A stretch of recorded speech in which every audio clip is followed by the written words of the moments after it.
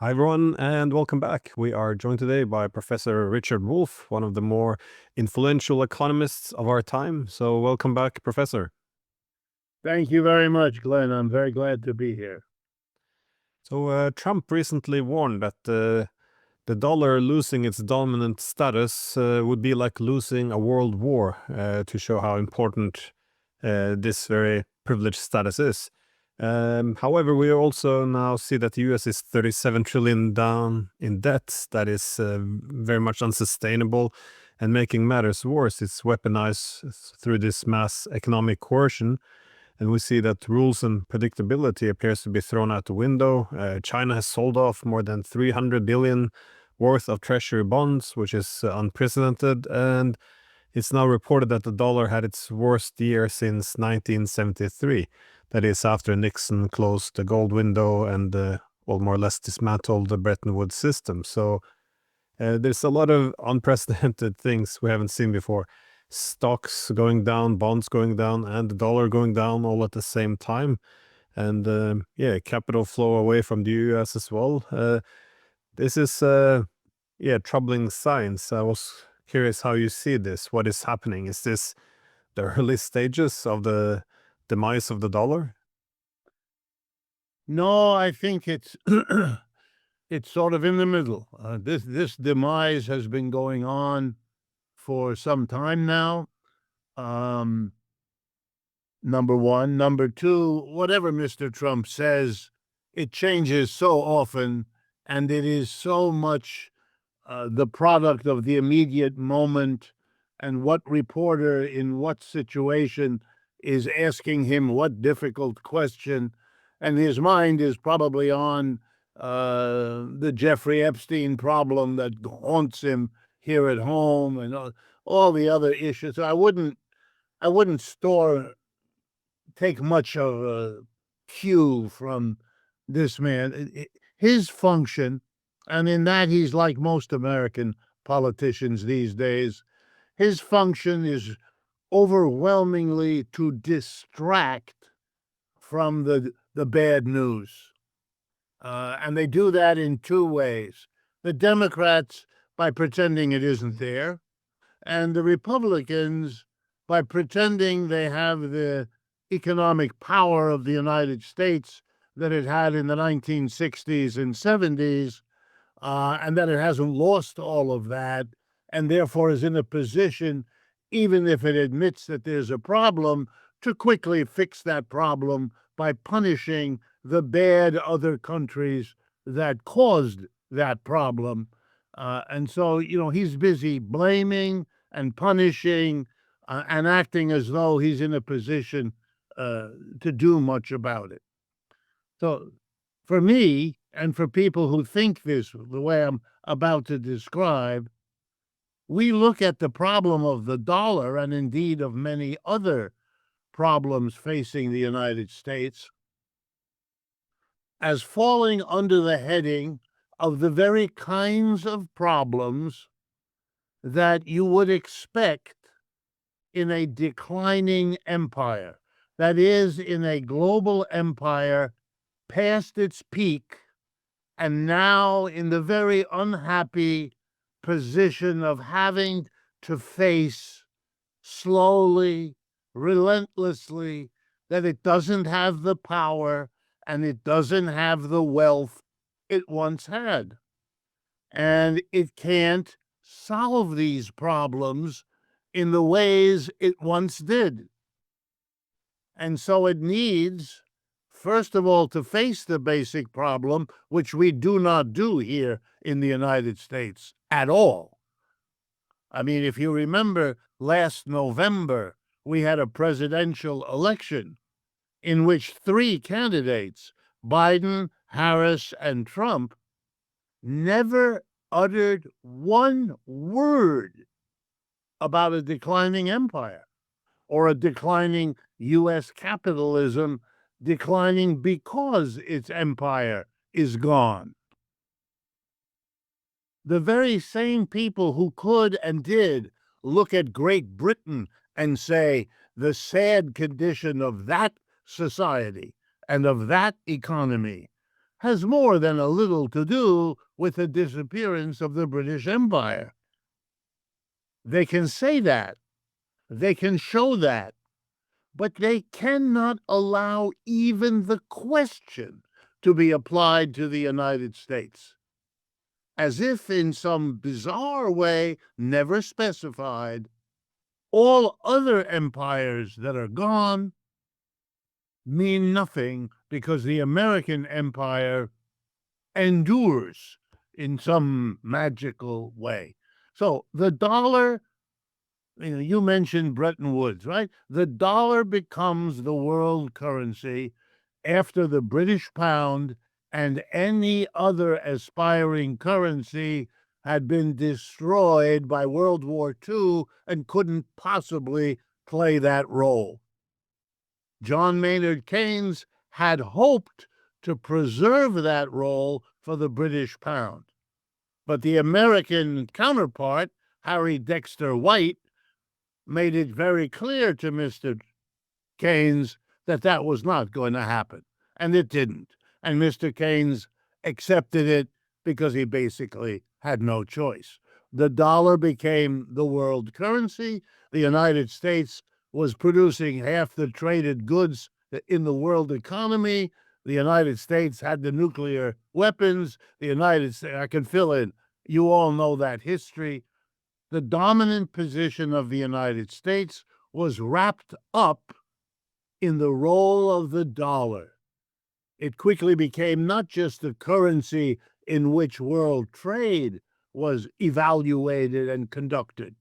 It became a reserve alongside of gold to support the currencies of other countries by being held in that form as a dollar in the central bank portfolios of that time, or U.S. treasuries, which is the equivalent. So in that situation, everyone who thought about it would have known that this empire cannot last. Not at all forever. No empire ever has, but not even for very long because of the bizarre situation that the other countries that would be contesting would be coming back from wartime destruction, because you can do that relatively quickly, as both Germany and Japan showed us in the years afterwards. So it should have been understood that the dollar cannot play that role. Well, the irony, and if I had time, I would go through it with people, is that this already happened by the 1960s. De Gaulle brought the gold back, didn't want to leave it here. We all know that story, or we should. And then the United States went off the gold standard in order to basically force the rest of the world to deal with the dollar. And that gave the dollar a little more time, 2 or 3 more decades. But by the end of the century, the process of decline had never stopped. The American capitalists participated and accelerated the decline when they made the decision about the same time that the U.S. went off the gold standard to move production to Asia. But in any case, out of the United States. The development of the jet engine and the development of the internet made it possible to supervise production as easily in China as before you did it in California, or as easily in Sao Paulo, Brazil, as before you did it in Chicago. And so the wages being much lower there, those economies being desperate to bring jobs to their country, the American corporations saw enormous profit and moved out hundreds of billions of dollars of investment abroad, crucial to the development of the Brazilian economy, the Indian economy, the Chinese economy. So the United States, which, by the way, sometimes likes to take credit for the economic development of China, and it deserves some credit. To take it away from the Chinese is childish, but that's what passes for politics in our country. But there's a grain of truth. It's partly what American corporations and European corporations and Japanese corporations did. But the end result is all of that development outside of the United States would sooner or later mean that the United States dollar wasn't necessary, did not need to play this role. And then big countries like China and India and Brazil began to learn from their own economists the privileges and the benefits you get if your currency is used around the world. And they wanted some of that for themselves, which again is what I mean by a declining empire facing demands that are natural as other economies grow. And one last thing. We might have not been talking about this now. It might have gone on for another 2 or 3 decades. It really might have.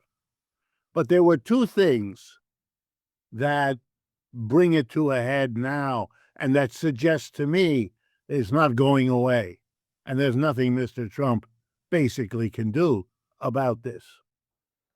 The first is that the Chinese and the Indians are catching up, found a way to achieve much faster economic growth than the United States, which meant that the Chinese catching up, which could have and should have in many ways taken longer, has been compressed into a much shorter historical period.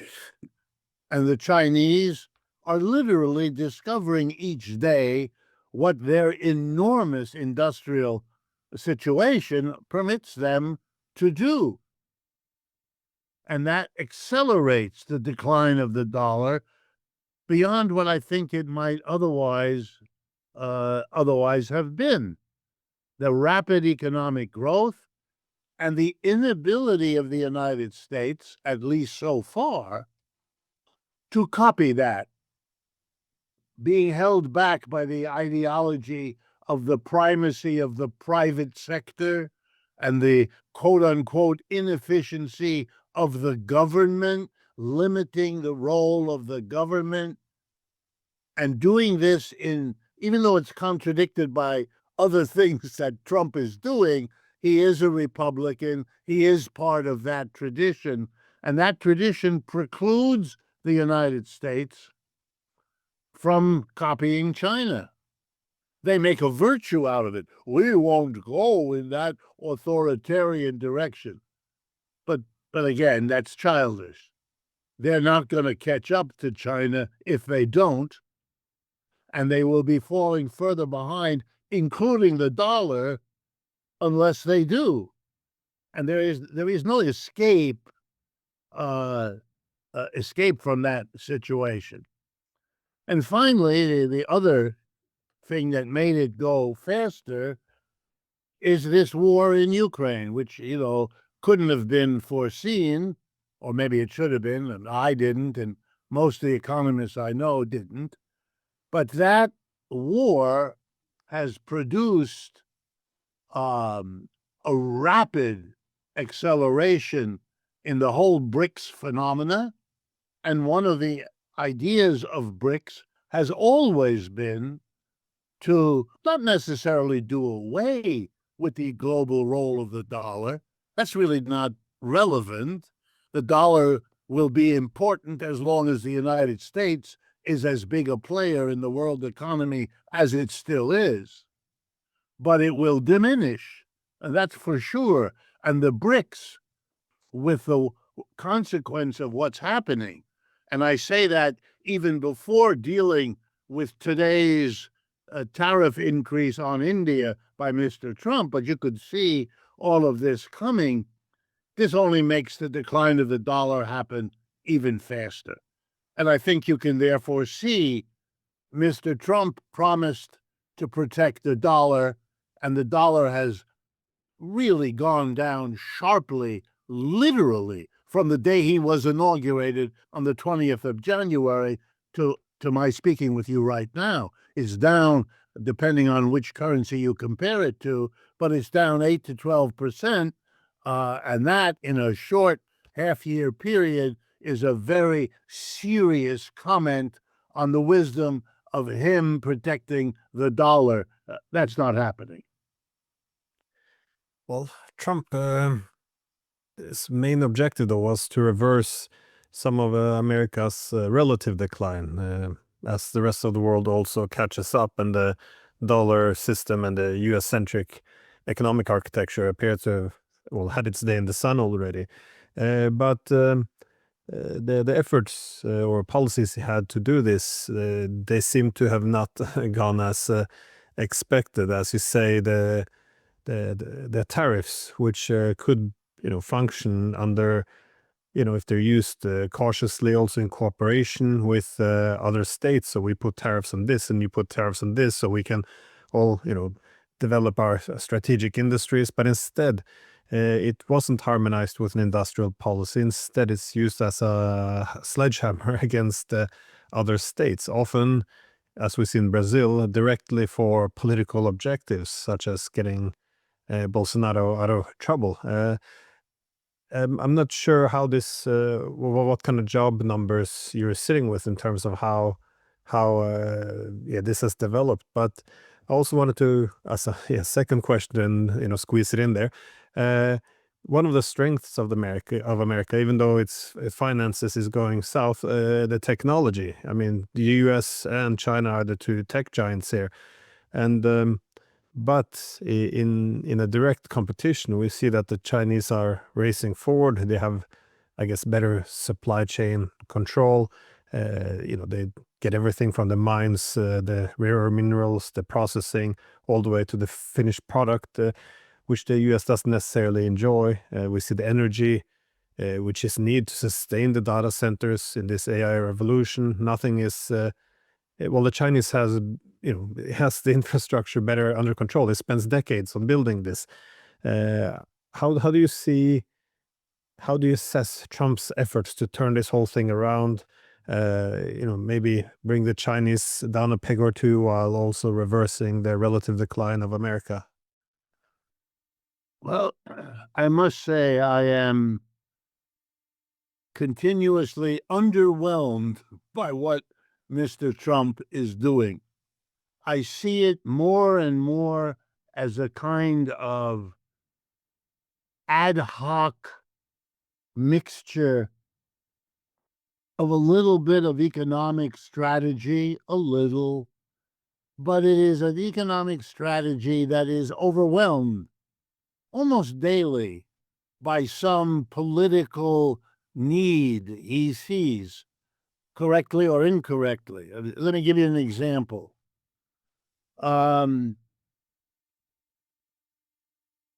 Everyone now knows that the best quality electric vehicle at the lowest prices is produced in China. China has a dozen or more companies competing, has had them doing that for quite some years now. And as a group, they have outcompeted their counterparts in Europe, the United States, Japan, anywhere. And yet here in the United States, we currently have a 100% tariff. It was 25% in Trump's first presidency. Then Mr. Biden, by the way, on the same strategy of supporting our automobile industry here and bringing a manufacturing back to the United States, raised it to 100%. And Mr. Trump has left it at 100%, even as he negotiates with China about other tariffs. All right. The result is that In Europe, you can see BYD automobiles all over the roads. In the United States, I've never seen one. Nobody buys. There is no dealership. There is no repair system. There is no infrastructure, and there is no business. Okay, let me explain why this looks good, because it says to the American people, as Mr. Trump and Mr. Biden both did, we're going to protect auto workers. An interesting idea. You're going to protect auto workers because you make it impossible for American businesses who purchase electric cars and trucks, because that's the future of the world. They have to buy inferior vehicles at a higher price than their competitors around the world. So an American company that, for example, makes books like this book here, when it buys cars and trucks for its personnel, it can't buy the cheapest, best truck in the world. It has to buy an inferior vehicle at a higher price.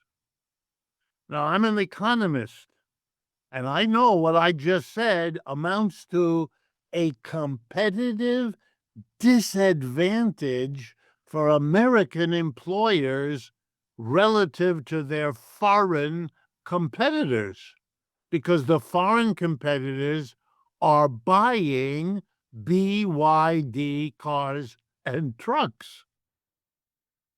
So, yes, you are saving jobs for General Motors and Ford and Toyota here in the United States, because they don't face the Chinese competition.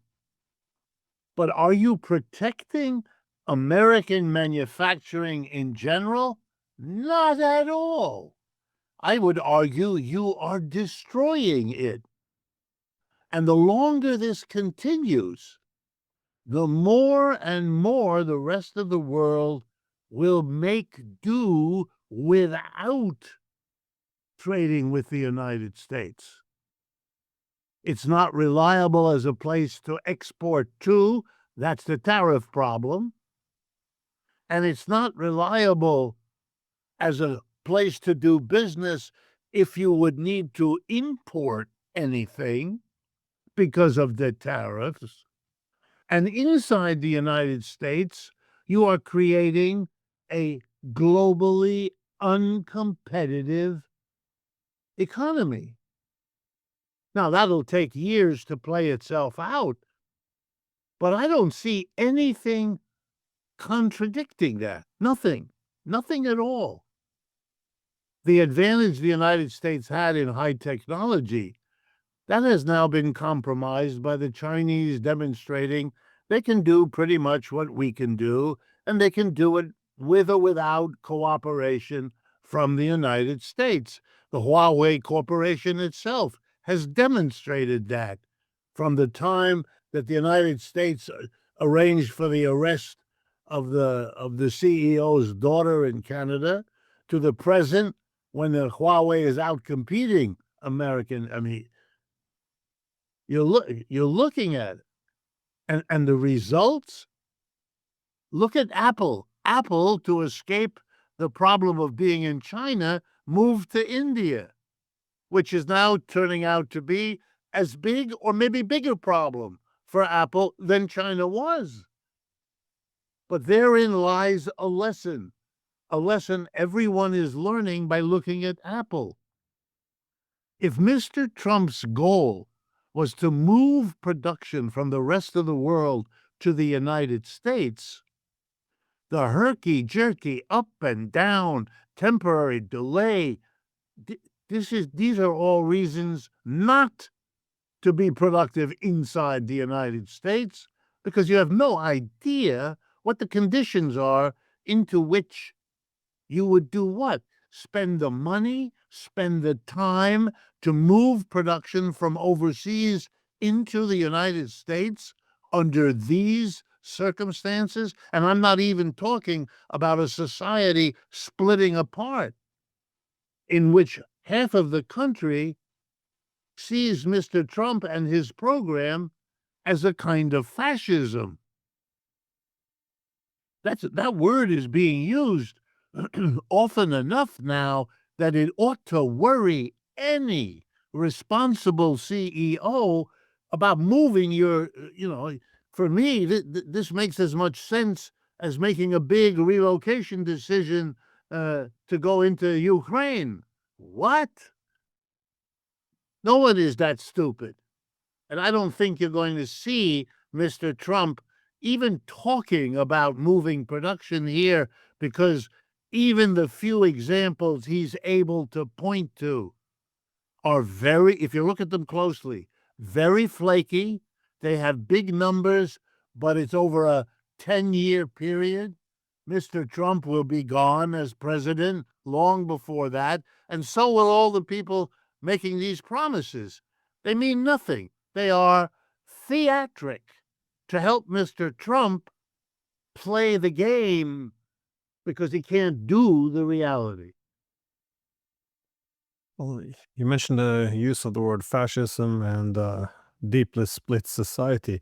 A lot of this resembles pre-revolutionary indicators. That is, if you want to see a society heading towards revolution, you would look for things such as the loss of legitimacy of the ruling class, the economic hardship, growing economic inequality, increasing cost of living, more protests, uprisings, polarization, and of course, rejection of the dominant ideology. I mean, a lot of this is already here. It's strange that only a year ago it would have been weird to have Washington, pushing tariffs as its new ideology almost. This is do you see as the dollar goes south and indeed much of the dominant economic architecture of the United States, that is the infrastructure of the U.S. empire. Do you think this could also have I guess destroy the republic as well? Because there are some profound social tensions. I'm quite aware that you see the same in Europe, but what are possible, consequences on society? Well, I think you are seeing the splitting. You see it almost every day.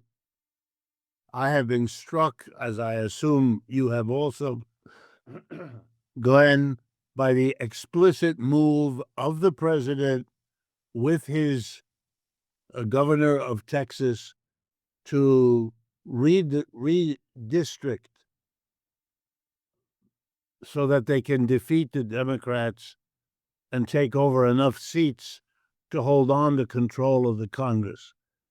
I mean, this has nothing remotely to do with anything that the word democratic is supposed to signify.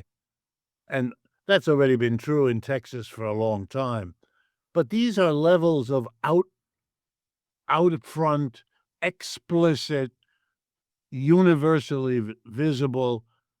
The Republican Party of Missouri has announced it may do what the Texas Republicans have done. So this may now become a game. The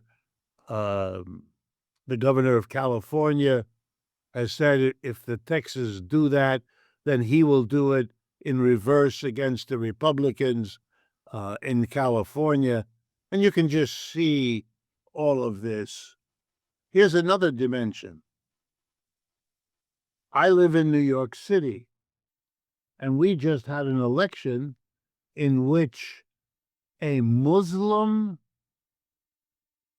supporter of Palestine won the mayoral primary of the Democratic Party for mayor of New York City, which is the largest city in the United States. Zoran Mamdani is his name. And I live in New York. I'm very aware of the political situation. At this point, it looks like he will win the general election in November, where he will be the Democratic candidate.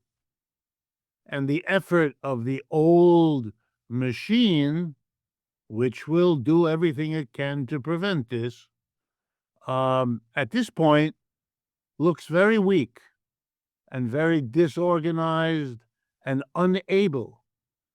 In the city of Indianapolis, a major American city in the middle of the country, there's another non-white Islamic person running for mayor, and he may win. And Seattle has yet another. Now, they are still working inside the Democratic Party, and that is a significant decision they made. But I can assure you, hundreds of thousands of pairs of eyes in the United States are watching with enormous interest what Corbyn and Sultana are doing in Great Britain by having broken away, formed their own third party, and seen 300,000 British citizens sign up to join that party within 72 hours of announcing it.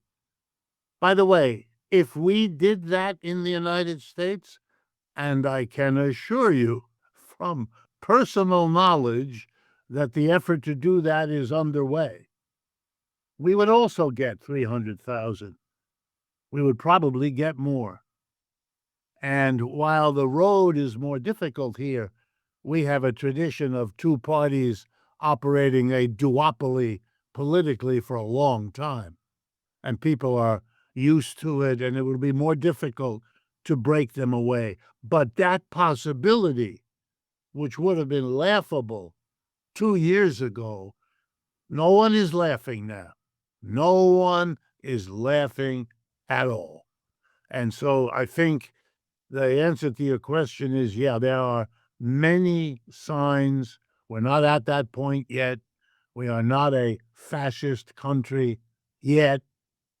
But when people start talking the way they do, and when you see the close alliance between Trump and Netanyahu, then you begin to know we are in a very serious situation. Because of its role in European history, you might be interested to know the Jewish community in the United States, which is several millions of people, is split in a way that I doubt will ever be overcome. The majority here cannot and will not endorse Netanyahu and his policy in Gaza. The wealthier, the older, the traditional, the politically connected, they will. And if that means fracturing what is already a small community with a long history of persecution, which usually has meant they've hesitated to do anything that might make them vulnerable once again, they are now split in a way that, as I say, I do not see a recovery. And if there is one, it will take longer than you and I will live, much longer.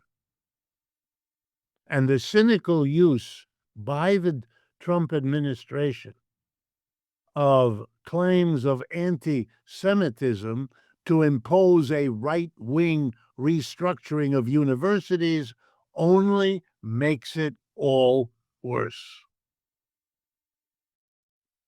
Well, I thought what's interesting with Washington's efforts to go after countries, be it China, Russia, Iran, and others, is usually when you want to destroy an adversary, efforts are made to single out a single state to be targeted and isolated, What is interesting, though, is the United States tends to now go after, well, everyone at the same time, not just its adversaries, but we also see the efforts to, well, I guess, restructure the relationship with allies or partners, which has good relations under the premise that they have been taking advantage of America's goodwill. So we see countries like India, Japan, South Korea, Brazil, the Europeans. The one that surprised me perhaps the most was the Indians. They're often a weak link, if not the weak link in BRICS, in terms that they want to almost do anything possible to have a good relationship with the United States. And the way the rhetoric he used to even demean and humiliate India, it just seems to have come out of nowhere. I don't understand what the purpose was behind this. I mean, even if one would use tariffs to restructure trade relations, it's the aggressive the aggression they've gone after India is quite extraordinary. I was have you seen any consequences yet in terms of how the Japanese, Koreans, Indians, anyone are responding to this very heavy hand? Because if there was more moderate pressure, one could assume that they would be willing to toe the line in order to preserve a predictable and stable relationship with the US. But instead, it seems that many are beginning to reach the conclusion that the dependence itself on the US is some vulnerability which they have to address or reduce. Well, let me go at it in two ways.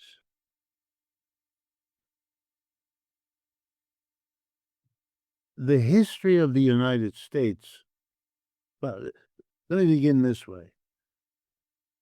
A truism here in the United States that is agreed to by almost everyone is that your foreign policy is mostly dictated by your situation at home, and only secondarily by what in the hell is going on outside of your own borders. If that's a general truism, it is even more true here in the United States. And that has to do with our history. You know, we are protected on two sides by big oceans that have made it possible to think and act as though the rest of the world really didn't matter all that much. If we hadn't broken away from the British Empire, that might have been ameliorated, but we did, and so it wasn't. And we were left to be able to fantasize. And the first step of the fantasy was to marvel at the ability of a small, poor colony of Great Britain to defeat the British military twice, once in 1776 and again in 1812, and establish an independence on the basis of an enormously exaggerated notion of what had been achieved here. If the rest of Europe weren't in a cataclysmic turmoil, you know, the one that resulted in the French Revolution and Napoleon, the British might have done otherwise than they did. But here it became, in this country, a notion of extraordinary power.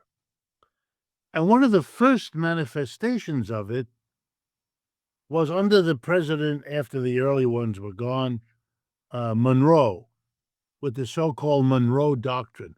It's now 1830, so it's half a century beyond the Revolutionary War. And the United States announces to the world that the British and the French and the Germans and the Dutch, they can do what they want in Asia, Africa, but Latin America, no. They mustn't, they cannot, they shall not. We will be the imperial power here. The rest of the 19th century was the rise of the United States to fulfill the megalomaniac notion of itself that those early experiences created. Nothing happened to refute it.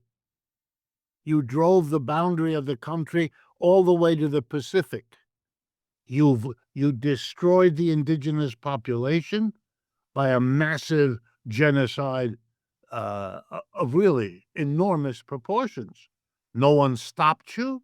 No one even slowed you down. You even got through with the Civil War. You forced the slave South to subordinate itself to the capitalist North. And then you grew spectacularly right up to the First World War, where all of the old powers of Europe demonstrated that they were weaker than you were, thereby ratifying a level of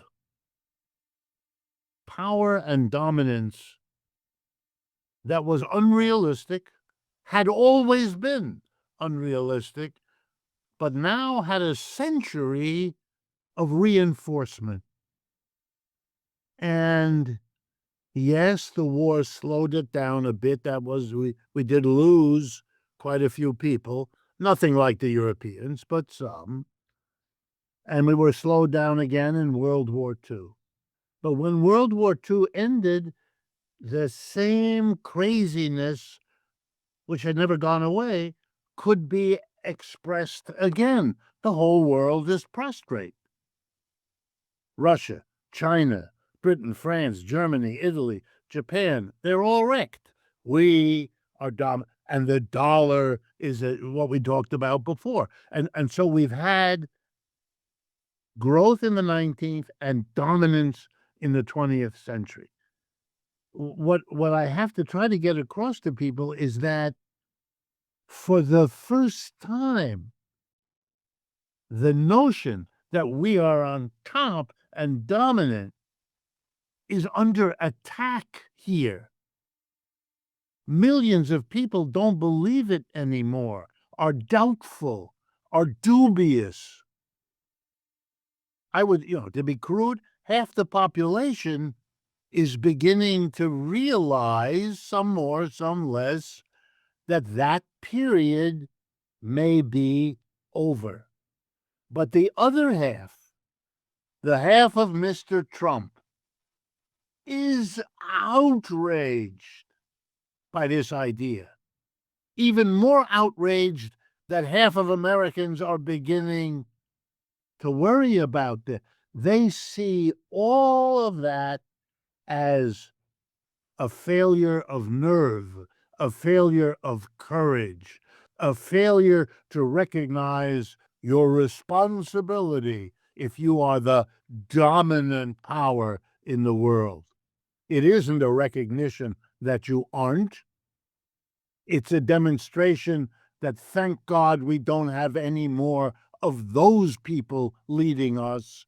We now have a gung-ho American who's going to tell Mr. Modi what to do and who's going to make sure, because you know what? Those namby-pamby liberals in America, that's what we call the left half of the country. They are the ones who stabbed us in the back. We don't have that language yet, but it's coming. And you Europeans, you did too. You took advantage of us. You did this. You did that. They'll find something that was worked out at some point, and it will be for them another great betrayal of the heritage of the United States, which is to govern. And they don't want to hear about anything else, and they certainly don't want to hear about liberal values or a rules-based order. For them, that's all the language of people unwilling and unable to use the power that the United States still has and should use for the benefit of the whole world. This mentality has to be understood. Otherwise, you will not understand how they can treat Mexico or Canada or Scandinavia or Holland or any other country the way they are perfect. You have all gone along with ripping off the big, powerful country, and now you don't want to pay the price of having to adjust your bad behavior. For me, you may be surprised to hear this, but we in America, those like me, we keep wanting to ask people like you, why is the European response so weak, so craven, so self-destructive? Is it just that you can't get together? That the French suspect that the Germans are cutting a deal with the Americans, and they both fear that the British will get there first, and so you're constantly maneuvering against one another, allowing the United States to simply play with you, one against the other? Or is there something else going on? I suspect, well, Europe destroyed itself in World War II or committed suicide. I think many saw the rise of America after World War II as Europe getting an extension on its life. And the only unity we had in Europe has been under the rule of America. So it's, I think the political class simply lacks the imagination to imagine a world which isn't dominated by the United States. And yeah, for countries like Germany, who seemingly is losing its mind now, the whole idea after World War II was to develop on two key pillars. That was NATO under US leadership, and the European Union or European Community, which was supposed to balance off the excesses of America. Now, both of these two pillars are now crashing down, and the only idea they have now is military Keynesianism, going to war with Russia, backing genocide. It's just quite an amazing turn of event. But that actually took me nicely to my last question, because whatever problem there is in the United States with the decline of the dollar, socio-economic decay, it's you see the same in Europe, but here the political class has a different problem. It's well, as you suggested, it's a bit spineless, as we saw with the recent trade talks between the United States and von der Leyen in the European Union. That is, they gave away everything, and even admitted, well, this isn't really about economics, the economic deal. We see the cutting off energy. I don't understand what you maybe see in the tech future of Europe, because I see nothing here. It's we led the industrial revolution, but now we're nowhere on the map. The trust in the political cause is gone. The only thing our politicians talk about is war, trying to relive the World War II, thinking that Mr. Putin is Hitler. The assumption they can still bully big powers like China and India, tell them what to do. I mean, I can't help but to get the feeling that Europe is done, and but they're living in this massive delusion that they're still ruling. That it's quite extraordinary. That's why I wanted to ask you, what is happening with the European economies? Is there, as you said, there's a lot of self-harm, but do you see any pathway to recovery, or is it just downhill from here? No, the only recovery I see, though I could imagine, so I agree with everything you've said, would be a recognition that they must use their size, their wealth, the fruit of 5 or 6 centuries of colonialism and capitalism, to carve out an independent path. They've got to break their connection to the United States. It is the end for them, and more so now. I mean, Mr. Trump is able to make a joke about Canada being the 51st state. That joke will be extended to Europe in a while, and not a long while either. There is no sense here that Europe has any role to play whatsoever anywhere, except perhaps to pay for weapons that can be used in Ukraine. So Mr. Trump looks good to his base that he isn't spending U.S. tax dollars on the Ukraine war, which the American taxpayer does not want to do anymore, but is spending European money. And if the Europeans allow this, I noticed Mr. Merz, when he pushed his bond program through, talked about the boost to the German economy, but is now saying that they will be buying American weapons. I mean, for me, it's beyond words. If you don't buy your own, then what are you doing? What in the world? What are you going to be? An outpost for the American military, a place to store missiles before they get shipped over to Ukraine or wherever else. You're not going to defeat the Russians. It's ridiculous. Napoleon couldn't, Hitler couldn't. Mr. Starmer, you must be kidding. Nobody. The United States can't do it. You know, the world is a very, very different place. Europe is rich. Europe is big. Europe should be playing a big role, but it's got to unify and it's got to cut the umbilical cord with the United States, or else it has no. Watch it, you know, and it's not just what they do, Glenn.